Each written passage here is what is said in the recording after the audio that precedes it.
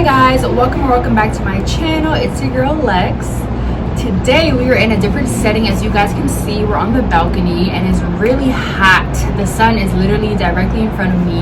As you can see, it's reflecting off my forehead, but I'm trying to be aesthetic for you guys and all that. But today's video, I am going to be talking about different, life lessons that I've learned being in my single season, and things that I've learned in general since the year started and even before the year started, things that I've just been, learning. As some of you may know, I've been single for a few months, and so with this time, I've just been really focused on myself, putting a lot of time and effort into myself, learning myself, listening to a lot of podcasts, watching a lot of sermons, reading books, journaling, praying, talking to a lot of people.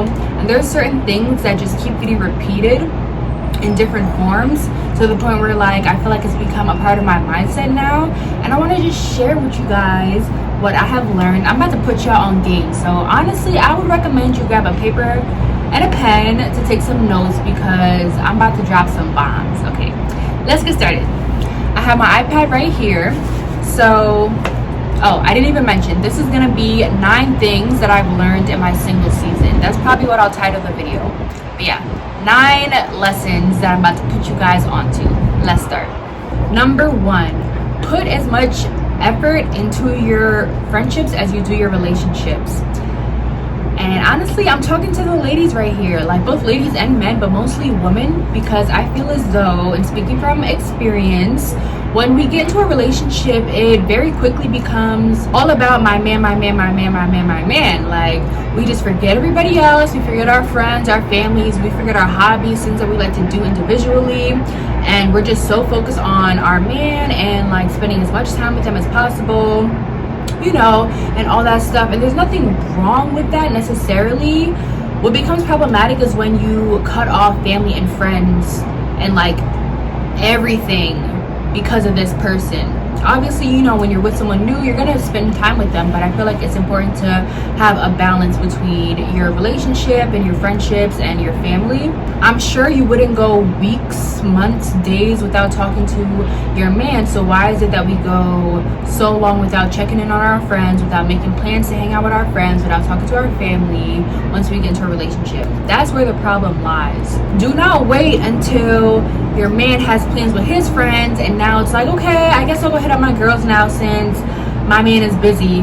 Girl, no, don't do that. Make plans with your friends on your own without something else provoking you to do it. I feel like you should want to hang out with your friends. Stop neglecting your friends just because you're in a relationship. And I can speak on this topic because I was there. I was the one who was cutting everybody off, who was in hiding once my man was around because it was all about my man. But once again, we have to find a balance, y'all. I guarantee if you spend the whole weekend with a man and Sunday comes and his bros call him and they're what's up, let's hang out, come outside, I guarantee you he's gonna go. I guarantee you he's not gonna say no. So let's match that energy, ladies. Let's have our friendships. Yes, we're gonna spend time with our significant other, but also hang out with your friends and initiate the plans. Initiate plans with your friends. Talk to them, okay? Put effort into your friendships. Number 2 is don't tell everybody everything. And I gotta give a shout out to my cousin Danielle because she put me on to this. She says this all the time, but it's true. Don't tell everybody every little thing that's going on with you. When a problem or a issue comes up, don't run and tell your friends, don't run and tell your family. Sometimes just sit in the problem by yourself. Think about it by yourself. Me, I'll pray on it, I'll write about it, I'll journal, I'll meditate on it before I go run and tell everybody. And I find that when you tell everybody every little thing that happens as soon as it happens, you're just gonna get everyone else's energy in your situation.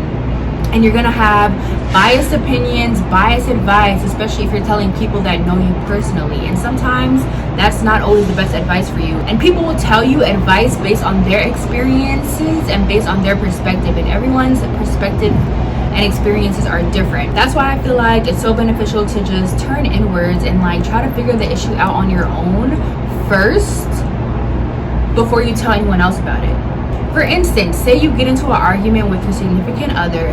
First thing you do, you hit up all your friends, you hit up all your family, you tell everybody everything that's going on, looking for advice, and then a couple hours go by, you and your partner end up talking it out, and by the next day, y'all are right back to normal. Now, all the family and friends who you spoke to about the situation, they're not going to be fond of that person because everything you told them. Meanwhile, the situation's already resolved, but you know, your family and friends are going to feel away because of what you told them. So I would just say to, you know, try to figure some things out on your own before you cast it out to the world. And once you have a solution, and 9 times out of 10, like most issues, you'll come up with a solution in like 24 hours if you really sit and pray and reflect on it and think about it. Like, give yourself time for the emotions to die down and for your logic to kick in so you can think about how to work through the problem. And once you get through the problem, you solved it, after the fact, if you want to tell your family and friends, like, listen, I just want to vent about this and tell you what happened, or, you know, I just want to put you onto this, then okay. But like, do it from a place of like, you know, I figured this out already, I'm just telling you just because. Or don't even tell them at all. Like, it's okay to keep some things to yourself, to live a private life. You know what they say, a private life is a happy life. Number 3 is spend time alone. I feel like this is so crucial after a breakup, and I feel like it's really cliche for people to tell you, you know, focus on yourself. Like, you're single now, just focus on yourself. But like, what does that mean? What does it mean to focus on yourself? For me, that means, like I said, spending time alone, focusing on my passions. What is it that I'm passionate about? What project have I pushed to the side that I could work on? And if you don't have something that you're passionate about, then are you working? Are you in school? How can you get better grades? How can you make more money at your job? How can you get a promotion? How can you get the most out of whatever it is that you're working on right now? How can you bring in some more money? How can you take a vacation? Like, how can you grow your hair? I don't know, focus on something. Like, do something for yourself. All that time, all that energy, all that effort, all that love that you were putting into somebody else, put it into yourself, okay? Fill up your cup. Try new hobbies. I don't know, try something, do something new. There's so many different things to do. Pilates classes, boxing classes, pottery classes, dance classes, anything. Learn how to do something, try a new skill. Like the other day, I got real cute. I did my makeup, and y'all know I don't ever do my makeup. I don't even know how to do my makeup, but I did it and it came out really nice. I got my nails done, I did my hair, I put on a nice dress, and I went to Ruth Chris. And I took myself out on a date because why not? And Ruth Chris because I deserve Ruth Chris. Yes, and it was worth every penny. And I sat at the bar, I got myself a drink, I ate my food, and I just acted like I was on a real date with somebody. Like, I was asking myself questions and answering them, obviously in my head, not out loud. I didn't want to look crazy, but like literally getting to know myself, like literally dating myself. Spend time with yourself. For me, that's super easy because I'm an introvert and I would love to be alone either way. But for those who aren't and who like may have just gotten out of a relationship, like, yes, spend time with your family and friends to get your mind off things, but also spend time with yourself, because I don't know, like me, I love me. I'm my own best friend. Like, I think I'm so fun. I love to hang around myself, and I feel like everyone should feel like that about themselves. Number 4 is, if it's confusing, don't do it.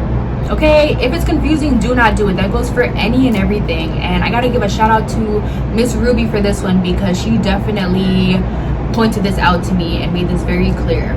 If it's not a hell yes, it's a hell no. If it's not like a hell yeah, then it's a hell no. Like, there should be no in between. If it's confusing, if it's 50-50, if you're going back and forth with yourself about it, then it's a no. Just keep it simple. That goes for anything. That goes for relationships, jobs, opportunities, outfits. It should be a no-brainer. You know, when it comes to your decisions, it should be a no-brainer. It should be the obvious answer is to say yes. If it's not, if it's 50-50 and you're back and forth, then it's a no. Period. Number 5 is self-love is self-discipline. Oof, this is a good one. I watched this video by Michael Todd. I will run the clip right now. The greatest version of you is not the I can do anything version of you. The greatest version of you is the disciplined version of you. The greatest version of you is the version that has parameters. No, I don't do that. I don't drink that. I don't go there with these people. I'm focused. I have a prize that's in front of me. I have fixed my eyes on Jesus. I know what I'm supposed to do, and that ain't it. I have to stay right here. It's the version of you that has parameters. I don't know why, but the way he said it, how he said it, and the moment that I watched that video, it just changed everything for me. I feel like a lot of the times when we hear of self-love, we think about, you know, the bubble baths and the massages and the facials and getting your nails done and your toes done and, you know, all the pampering and stuff. And yes, that is all self-love, but self-love is also getting your hands dirty, girl. Like, working on yourself, working towards your goals, working towards what it is that you want to accomplish in life, becoming the best version of yourself, waking up every day, and when you don't feel like it, still getting things done. Okay, this is like me talking to my younger self too, because these are things that I didn't know a few years ago, and these are things that would have changed my life. But yes, get your nails done, get the massages, take care of yourself, make sure you feel and look good, but also get things done. Be self-disciplined, be consistent, work on that thing that you've been working on, work on it every day. What would it look like if you put your all into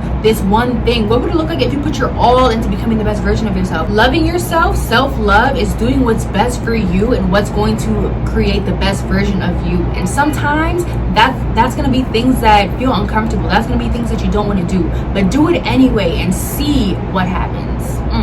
Number 6, and I'm sorry if I'm squinting. Like I said, the sun is just like literally right in front of my face, so I'm trying right now. Number 6 is you can't hold on to what's old while expecting something new. You have to let go in this life. Let me show you guys a picture that really made this clear for me. I'll put it like over here somewhere. But as you guys can see, it's like this little image of a little girl holding a teddy bear, and she doesn't want to let go of the teddy bear because, you know, that's her teddy bear. She's comfortable with it. That's what she's known her whole life. You know, that's what she's comfortable with. Little does she know, God has this bear behind his back that's 10 times the size of this little bear. But she has to let go of the little one in order to get the big one. And I feel like we are like this with life too. Like, we want to hold on to what we know. Of course we want to hold on to what's comfortable. Why would we ever want to end up in a situation where we're uncertain about, you know, what's to come next? We hold on to relationships, we hold on to jobs, we hold on to things that we're comfortable with because this is all we know. And we're scared that if we let this go, we won't find something better out there in the world. We have this lack mindset sometimes, and me included. But we need to switch that to an abundance mindset of like, there is so many people in the world, there's so many opportunities in the world. Like, if God is ever taking something from you, it's because he wants to give you something better, bigger. And I'm going to mention God a lot in this video because that's what I believe in. I don't know about y'all, but when shit hits the fan, I cannot rely on my own understanding and like my own knowledge to keep me level-headed. Like, I have to believe in a higher power to get me through the tough times, and for me, that's God. So we have to make space for the things that God wants to bless us with. When God tells you, or when you just have a feeling, a gut feeling and an intuition telling you that you need to let this go, you need to let this person go, you need to let this opportunity go, it's because God is telling you that he has something better for you. Okay, but you can't hold on to this thing and also expect the new thing to come. Same way, this little girl cannot hold on to the small bear while also getting the new bear. Her little hands can't hold both at the same time. She can't hold the big bear and the small bear at the same time. She has to let go of the small bear in order to hold the bigger bear with both hands. She has to make space for what God wants to bless her with. And it's the same thing for us. We have to let go of the relationship. We have to let go of the opportunity so we can make space for what God has for us. You cannot have 2 boyfriends, 2 girlfriends at the same time. You have to let go of the old one so God can bring in the new one. You can't have 2 jobs at the same time. You have to let go of the old one so God can give you the new one. You can't have that best friend and expect a new best friend to come. How you gonna have 2 best friends at the same time? You have to let go. You have to make space. Okay, you have to free your hands of the bear so God can give you a bigger bear. I'm not gonna lie, I'm preaching right now. I hope y'all are taking notes. And then one other point that I wanted to make on this is, I know it's scary, being at a point where you have to let something go and not knowing when the next thing is going to come, not knowing what it's going to look like, not knowing how long it's going to take, not knowing what it's going to feel like. I know it's from point A to point B. That gap right there, you got to fill that with faith. You got to fill that with faith in whatever you believe in. For me, it's God, like I said, and just knowing that he has never let you down before. He has never let me down before, and he's not going to start now, okay? You have to have faith, and you can't have faith and fear at the same time. You can't have faith and be worrying at the same time. You have to choose one, and I'm going to choose faith every time, and I feel like y'all should do the same thing. Number 7 is don't take anything personal. One thing that I've learned in this life is that everyone is living their own movie. It's a movie called Life, and everyone is the main character of their own movie, okay? Everyone is the main character of their life. I'm the main character in my movie. You're the main character in your movie.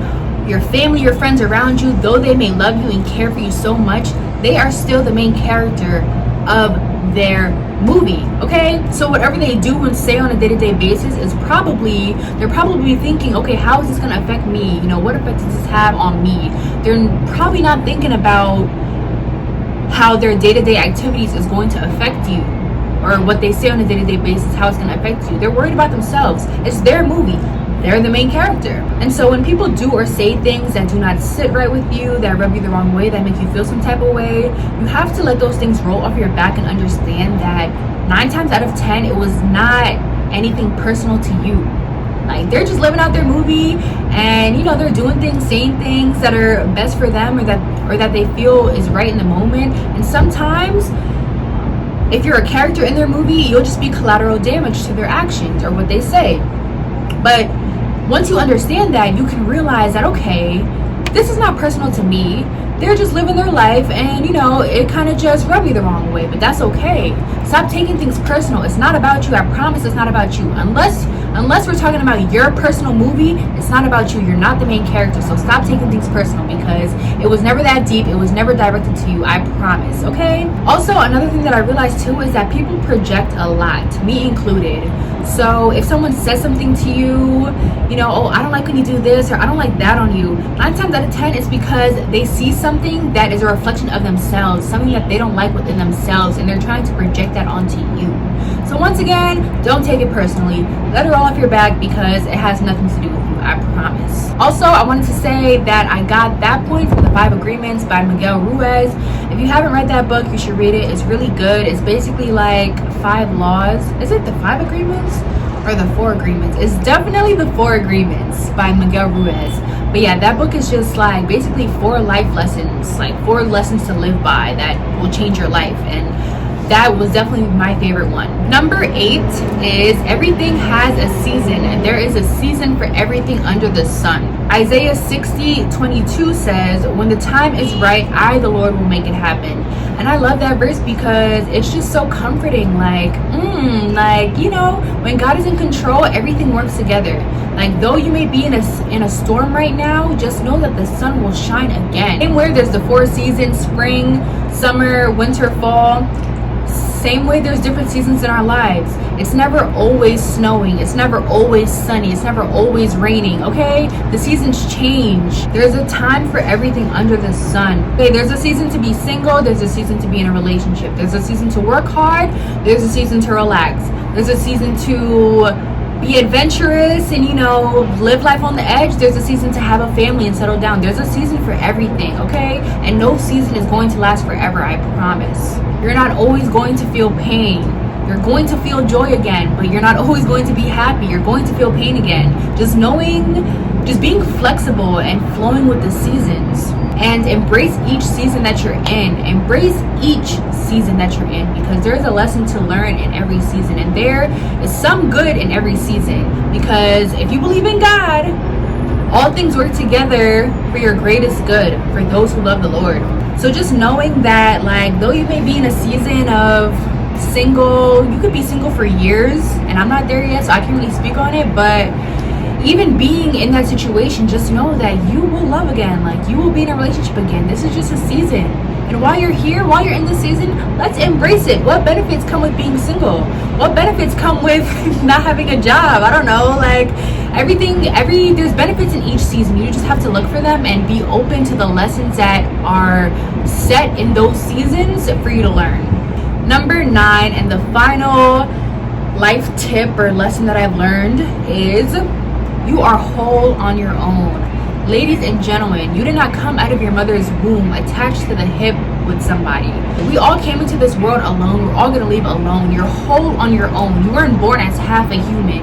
You didn't born dependent on anybody else. You are fully whole and complete all by yourself, without a relationship, without a situationship, without a partner. You are whole on your own. If you're single, you're not missing anything. You're not incomplete. God has so many plans that he wants to do with you just by yourself. There's so much that he wants you to accomplish before a relationship. And y'all need to watch Relationship Goals, Michael Todd. That series I watched about twice already. And that series really laid it out. Like, there's so much to accomplish and so much life to be lived, and you know, just so much to experience on your own in your single season. You're whole on your own. You're not missing anything. Never forget your sense of individuality. And I gotta shout out Mama Naja for this one, because she talks about this all the time. Even once you're in a relationship, never lose your individuality. You should be whole on your own in a relationship. You should not be half a person and waiting for your other half of a person to come together and then y'all become one. No, you should be a whole person on your own. Your partner is a whole person on your own, and y'all come together and y'all are both whole together. And I feel like that's what will lead to a successful relationship. Once you get into a relationship, don't stop doing the things that you love to do. Don't stop hanging around the people that you want to hang out with. Don't lose sight of your hobbies and your goals. Still be you. A lot of the times we get into relationships, and I'm a victim of this too. We get into a relationship and it's like, okay, I like what they like. I like to do what they like to do. I like to listen to the music they like to listen to. I like to, like, girl, no, what happened to you by yourself before this person? Like, what do you like to do? Stand 10 toes down in your individual personality. Do not change who you are, and know that you are whole, okay? And that pretty much concludes today's video. I know it was a lot. I had a lot to say, I'm not gonna lie. I really hope you guys took notes, because I feel like I wish I had someone like myself to tell me these things when I was younger, like 4 or 5 years ago, because it would have made the biggest difference in my relationships, in my life, and just everything. If you're watching this and you're like freshly into a breakup, I hope this video helps you. I really hope it does. Just know that it's gonna be okay.